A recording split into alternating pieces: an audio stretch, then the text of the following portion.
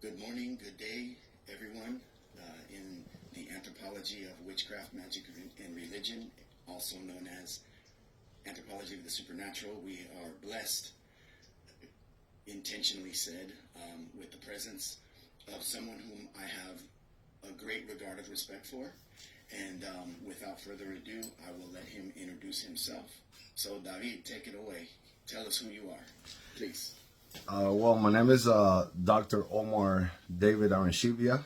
I was born in Havana, Cuba, and as a young kid, I started studying music at the age of 7. I migrated to Miami. I came to live to Miami when I was 11 years old. And at the age of 23, my spiritual godmother, my Iyare Osha, my mother of initiation, Maria Teresa, she's a priest of Chemaya. She initiated me into the Aggayu initiation. Along with my second godmother, Alina Blanco, on January 23, 2010 in Hialeah, Florida. And my spiritual lineage is Los Oviedos de Matanzas, also known as Oba Oriate David Aggayu. Oba Oriate it's the highest hierarchy. Yeah, highest position in the highest position in the Orisha religion. And David Aggayu because my name is David, and Aggayu it's I am a son or follower of an Orisha called Aggayu, which is the owner of volcanoes and the protectors of the rivers. So I'm a writer, I'm a conference, I'm a little bit of everything. Beautiful. Thank you for that introduction. Before we get too deep, I want to just, if we could spell out for our students here, first of all, so there's been mention of Orisha, there's been mention of religion, there's been mention of tradition. So in brief, could you just give what is Santeria exactly? Well, Santeria, when we speak about Santeria, we got to remember that as a result of the devastating effects of the colonism, most of the so-called Yorubas, which are the groups of the diverse West African ethnics, they suffer from what could best describe as a biblical complex.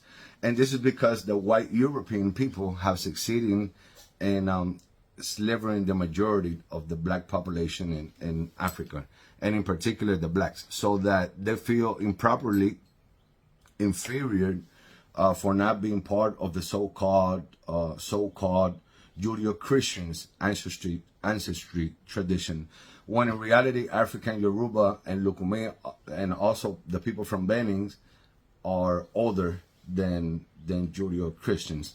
So Yoruba and Lukumi, Santeria, it's more of a philosophical and spiritual culture and a way of living which has remained for more than 10,000 years in Africa and more than 500 years in Cuba, where the divinities called Orisha are the offspring of Olodumare and are believed to be the messengers of the universe. And something in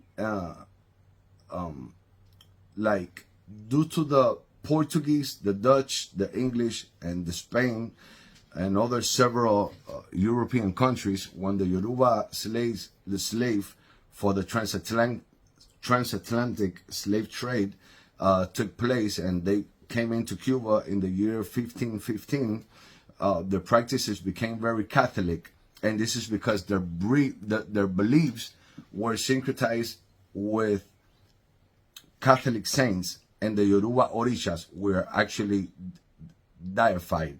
The word Orisha means deified heads, cabezas divinizadas, deified heads, which is a person that passed away, and they started praising that person because of the miracles that person did when that person was alive. And a new Yoruba practice was formed in Cuba called Lukumi, which actually means the word Lukumi.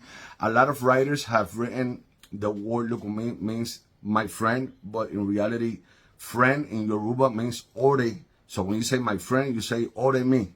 The word lukumi comes from the verbs gumi. The whip kills me. Lu y ku e mi. The whip, el azote, the whip kills me.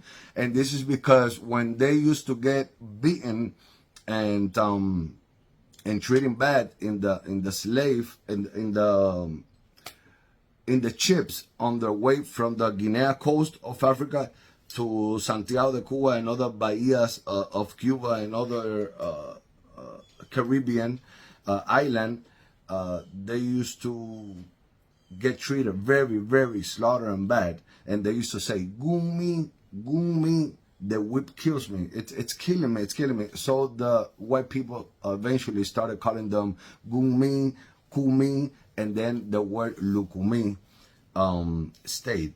So Santeria, lukumi, it's called in Cuba. For in Nigeria, it's called the Yoruba people. And in Nigeria, the Yoruba are a group of people, not a religion. The actual Santeria religion in Nigeria is called Eshin Orisha Ibile, which means Eshin means to serve. Ibile means on the house, and Orisha, you know, the Orisha. So what we call Santeria in Cuba, in Nigeria, they call it Eshin Orisha Ibile, which means to serve in the house of the Orishas. And I can go on, but you told me to be brief. I love to speak, so. I think it's important for people to understand the depth and the deep roots of the religion, because I think that, you know, what I've seen over the last 20 years plus is a lot of sensationalism in the media, right? The news stories, the focus on animal sacrifice, and that gets blown up and amplified, to criminalize the religion, court cases.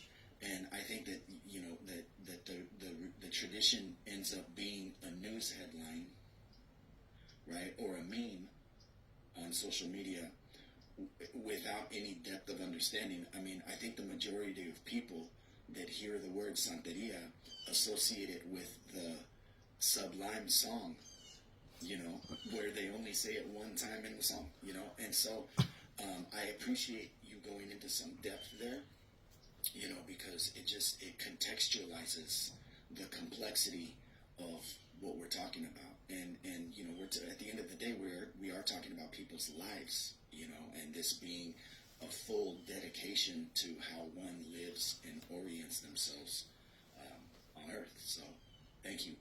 Yeah, you're welcome. It's a pleasure.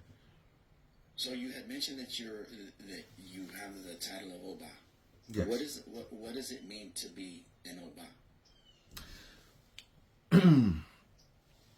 And Oba, the word Oba means king. But in reality, when you that's in the modern Yoruba. In the old Yoruba, the word Oba means Oba, he who sends, like somebody that sends a message. Because the real Obas in the old empire of Oyo were the people that sent messages. So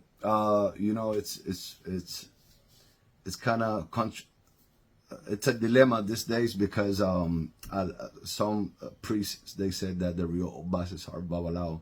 Babalaos has like 16 titles. They're called Oluos, Elegan, Chief, Oloye. Obas in Nigeria, they're called Abore Orisa. They were never chiefs. They were the priests of Orisha. And the problem is that Oba, that we decided to give it that title in Cuba. In Nigeria, used to call Oba Oriate, or they call it in Nigeria Abore Orisa, which is the high priest of Orisha. The role of the Oba back in 1,000, 2,000, 3,000 years ago in West African was to send the message for the king, and the diviner of the king was the Babalao. But the Oba was the one that used to send the message. So the king would tell the Oba, you're gonna send 4 cowries. When there used to be a lot of death and sickness around, the king used to tell the Oba, you're going to send 4 cowries. You know, they didn't have phones back then. They didn't have technology. So the way they used to communicate is by the amount of cowries, caracoles, dilogun, erin dilogun, or they used to do it by the amount of obi, coconut, or cola nut. And just to resume the conversation, because then we will get into a very long explanation. The king will be like, tell the Oba, you're going to send these 4 cowries to the other king. And these 4 cowries means when there used to be a lot of dead people, a lot of tears, and 4 means iroso in the Dilogun. So then when there used to be a lot of wars and the enemy were coming, and the kingdom needed to advise another kingdom, they used to send the Oba to another kingdom with 3 cowrie, with 3 dilogun, with 3 shells. And the king will be like, this message of 3 dilogun is so the other king can know that we at our war. So that's when the title of Oba started coming around 2,000-3,000 years ago, and like 2,300 before Christ, when one kingdom needed to send a message to another kingdom. So eventually that title stuck around, and eventually it became the leaders of the Orisha tradition, and in Cuba they started calling it Oba. Now my role as Oba Oriate is to guide and lead Orisha initiation. Anybody that needs to get initiated for a matter of health, for a matter of problems, they need to get initiated. Like, let's say you're the padrino, you're the godfather of somebody, hypothetically speaking, you will need to call an Obauriate that will know hundreds of ceremonies, hundreds of prayers, hundreds of songs, and the right protocol to go about on. And for every Orisha, it's a different ceremony. So the Obauriate has to study a lot so they can lead the ceremony in the correct language that we're supposed to. And a lot of Obauriates today, they, how do you say, se conforman? They conform? No, se conforman like they're mediocre. They stayed with a little bit of knowledge. Oh, I'm okay with this. 21 songs of this Orisha, speaking the Diloguna to up to 12, let the Babalao do up to 16.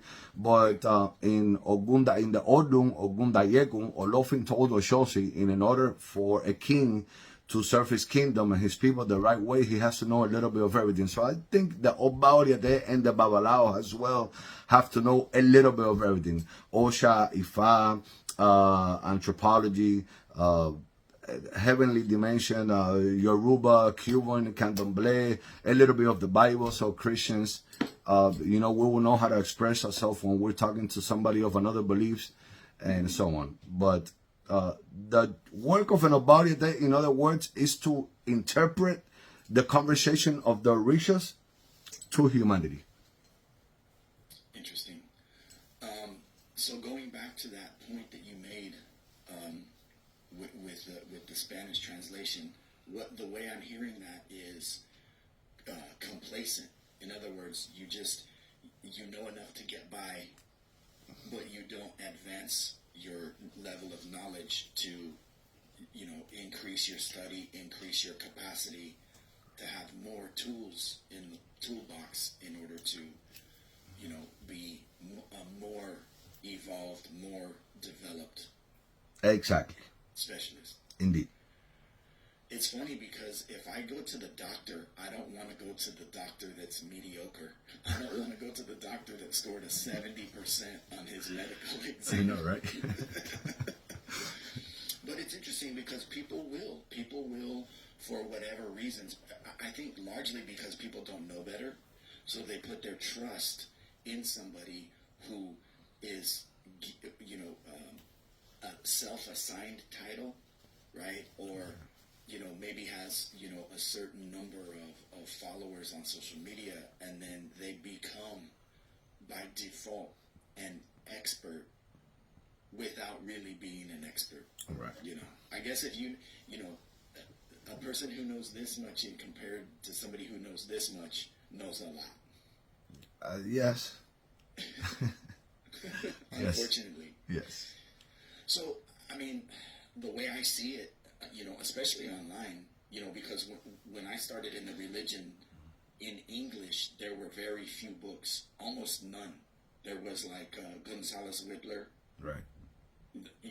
Joseph Murphy, and then the pamphlets that Raul Canizares wrote, and that was pretty much it. And now you go on Amazon and there's a million books now. You know, there's a million websites, Instagram pages, people with TikToks, YouTube, and I see in the back you have your awards from YouTube and Facebook. So so you have grown. I don't want to discount it. I don't want to just say you have X amount of followers and subscribers. You've grown your presence over time. How has that been for you as a religious leader in the 21st century, really with your foot on both sides of the line, one in this very modern religious space of an online presence, but with deep roots? I mean, you mentioned your roots going back to Matanzas, really, you know, the cradle of the religion in the Western Hemisphere. Right. Talk about that a little bit. You know, how you reconcile having your feet on both sides of the line, if you will. It's been an adjustment, it's been a tough, how do you say that? I'm really sorry. It's I got it on the tip of my tongue. It's been, well, I'll say it later on the road. I'm trying to find the right word in English for it. It's been a spiritual battle. It's been a mind, more of a spiritual and mind to be a spiritual leader, to work the religion hasn't obawed or hasn't babalao. In your case. But to be to work the religion, to be on social media and to be a writer at the same time, you have to be mindly in your mind very strong. You have to have a very strong set of mind. You have to know your beliefs. You have to know who you are, and you have to be very spiritually. You have to be psychologically speaking. You have to be very strong. You have to know what is Ori. You have to know what is Ori. You have to believe in the destiny you chose in the heavenly dimension.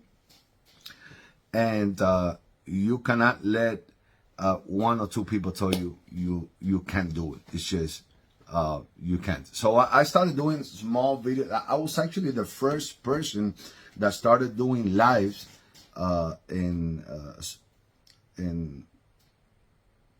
I started doing the Santeria lives 10 years ago when Facebook started with the live, and I started with a small video self-translation 10 years ago, translating Yoruba songs to Spanish, and right now in today's day, 320,000 followers in Facebook plus YouTube, Instagram, TikTok. It's a little bit more over 500,000 followers. And I believe, I'm not saying it to vanaglory myself because of the follower. I'm saying it because we have made a great impact in the souls of the religious global community, because today's date in the modern religion, when I say modern, I say 100 years to now. I'm not saying since 1990. I'm saying 100 years to now. Unfortunately, you go to your godfather's, godmother's house, and after you get initiated, you guys, because of the gossiping, because of the human errors, everybody goes about their own way. So you have initiated people that lives in other countries like Europe, United States, Latin and Caribbean countries that they don't have no spiritual mother or spiritual father, and they don't have an idea of whatsoever. How can they start to study the religion? So they rely on me. And also I have been a very strong persecutor of defending the woman rights in the religion for 10 years now. Today's date, it has gotten to people's mind that woman this religion won't exist without the presence of the woman. And in order to not to get confused in philosophical concepts, you have to be well focused on two things: the faith that you believe in and the correct study with the accurate literature from reliable sources. That's how I manage my scholar position and priest positions with writing my books to say. As long as you manage to have those two things squared up and well aligned with your mind, body, and spirit, you will be able to keep growing as a scholar and a spiritual priest at the same times. And there are 4 concepts that I was talking to you, Professor John, the other day, that I would like to bring it up just a quick second. And that is that this religion is built on 4 fundamental concepts: history, mythology, fables, and legends. And like we were talking about this the other day, history it's made out of real and truth facts. This religion, the myths are composed by our ancestors for thousands of years in order to better understand the structure of the Yoruba and Lukumi religion. Mythology, just like in the Bible there's mythology, just like in the Islam there's mythology. Mythology is something that happened supposedly that you haven't seen but you believe in. And then we have the fables, that are the tales or the chronicles from the animal kingdom and their life experience with this world. And the last but not least, we have the legends, which are the narrative experience of the kings and queens who live in the different Yoruba empires and worship the divinities or Irumoles. When they pass away as humans, those legends, they made them Orisha. So you have to be very in a strong set of mind, and you have to believe what you know, what you study, what you are, and you have to go with the truth, your truth, what you believe in your own mind that is the truth, because you have studied. You know, like Albert Einstein, that like everybody used to think Albert Einstein was crazy. Everybody used to think that, you know, all the famous people that have left us a strong enseñanza, lesson, que han dejado un legado. All the big famous people that have left a strong legacy of teaching, whether it's Isaac Newton, whether it's Albert Einstein, everybody used to think all those people were crazy because humans are not used to hear something that they don't know, though they don't have knowledge. If I told you now that in the beginning water used to be black, you're gonna be like, oh man, you just lost your mind. How do you know? But on the other side, you would tell me, okay, David, explain to me how the water was black. What's the theory? Where did you read it from? What's the reference? And 80% of the people, not only in the Santeria religion, but in all the religions, they're stubborn. They don't like to hear. They don't like to listen. They don't like to keep learning. And I think that all human beings are a work in progress, and we don't never stop learning. Daily I read, you know, out of the 30,000 books that I feel like I have read so little. I have only read 4,500 books. I'm an OCD when it comes to reading. I'm always reading. I read a book every 2 or 3 days. I finish a book. Another 3 or 4 days, I finish a book. Well, obviously it depends on the length of the book, but I constantly read, and I take that lesson, that teaching, to the social media all around the world. I take it to my books in my own words. I take it to my friends, and I take it to the conference that I give out in universities, because Cubans or the Latin people initiated into Santeria, most of them, 85% of them, they only speak Spanish. So when you see a good lesson, teaching, or literature in English or Portuguese, I read a little bit of Portuguese as well, and Yoruba as well, I take it to Spanish and I teach them. So, some people that they don't agree, they call it detractores, opposers, enemies, whatever, little gossip here and there. But the high priest should never stop studying. I think that's a great point. In my secular life, my grandfather was the son of a farmer in Germany, and he had a brilliant mind. He spoke many languages, and he got offered a scholarship to university, and he was in 8th grade, and the schoolmaster came to the farm and begged my great-grandfather, his father, to let him go to university free. They wouldn't have had to pay one dime, nothing, free, full scholarship. And my great-grandfather said, no, my son has no business in a university. His business is here with me working. My great-grandfather didn't want to give up the labor of his son to the university. Wow. Instead of thinking about the opportunity. So my grandfather always, drilled into me, learn. You can never learn too much. You can never learn too much. That's right.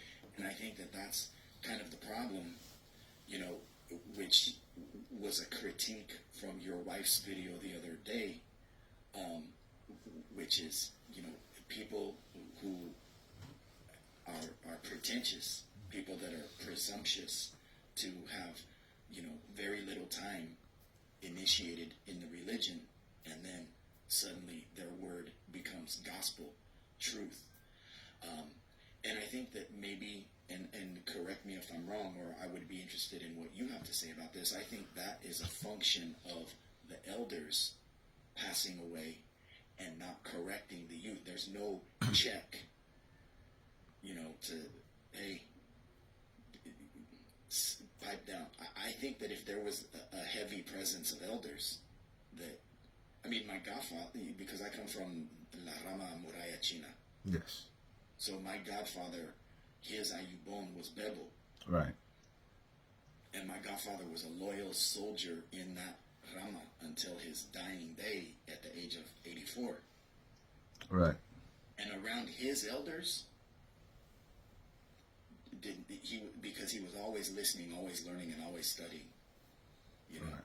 And he had, more than 40 years of initiation in the tradition. And I think that those are the examples that we need to look to. So I appreciate what you're saying about that need for constant study, because none of us will ever know everything about this tradition. Right. It's an impossibility, but that shouldn't stop us from trying. That's right. So we've covered a lot of ground already, but there are some other things that I would like to explore with you. So, for example, why do you think that, because the way I see it, the religion is more popular than it's ever been, largely to the internet and social media, my opinion. Why do you think, how do you see it from your vantage point as to how popular the religion is? What draws people to African-based religious systems, essentially? Well, the Yorubas, today this religion is practiced for more than 100 million people. That's facts. Can you repeat that, please? Because your sound kind of dipped down a little bit. Okay. Can you hear me now? Yes. In today's day, the Yoruba Lukumi religion, it's practiced for more than 100 million people. More than 100 million people, humans, practice the Yoruba religion. And from regular human beings to artists to political figures, and this religion has impacted humanity because of the effects that it has. It's not, I'm not trying to criticize the church or nothing like that. You might have some of your students that are Christian or Catholics. Everybody has their own way of belief, the right to believe in what they want to believe. But let's say it's not like you go to church, you ask Jesus or God for something, and he'll give it to you in a week. It doesn't work like that. All my family on my mother's side are Christian. All my family on my that side are Catholic. I have read the Bible 4 times. It's important to understand the Bible, the Quran, and other scriptures, so you can understand this religion that is older than the Bible and the Islam, because you're not gonna understand how to be 80 years old if you're not 5 years old. But this is when you get to a certain level. It's not like you get initiated, oh, go read the Bible. It doesn't work like that. But when you reach a certain level and you want to explain to people in the right way, you got to read other things. So in this religion, we see actual results throughout the sacrifice. The sacrifice of animals, it passed the Constitution, I think in 1992 or 1993, the Ernesto Pichardo case against the Supreme Court. So we are, it's legal to sacrifice, not torture, sacrifice. It's 2 different things in this religion. And throughout the sacrifice, many years ago in Africa, even in Israel, and the Hebrews, they used to sacrifice human beings, and then that sacrifice got replaced for animals, because animals does not have soul. We have body, spirit, and soul. Animals just have body and spirit. They do not have soul. I don't want to get into a very deep Yoruba concept of mythology, because I don't want to in a certain way confuse your student or diverse the context of the conversation. But even the sacrifice in the Bible, it's all in the Bible, the sacrifice. Moses sacrifice, Noah sacrifice, David sacrifice, everybody sacrifice. And they also sacrifice a lot of animals as well. But we're the bad ones because we sacrifice a goat. So it's funny, it's ironical. People see results. That's why this religion has this way of living. It's not so much a religion. If you're Christians, on Sunday you go to church. If you're Catholic, you go to church on, I don't know, Saturday, Sunday. But this is a way of living. When you get initiated, they give you a Ita Imale, or Ita Ifa, or Ita Ocha. Your Ita is your book where you're going to go about in your life. Whether you can go to clubs, you cannot go to clubs, you cannot wear black, you cannot do a lot of things. And those are the advices that the Orisha gives us so we can live a better and longer life. So we get an ita when we get initiated, and that has worked a lot, and that has made a great impact for humanity. That is the reason why this religion has grown so much, and it's going to keep growing more, because you wanted to get a raise in your job, you come, I'll do your reading with Elegba. Elegba says I have to clean you with, I don't know, an apple. It can be a fruit, a vegetable. It can be an animal. It can be a water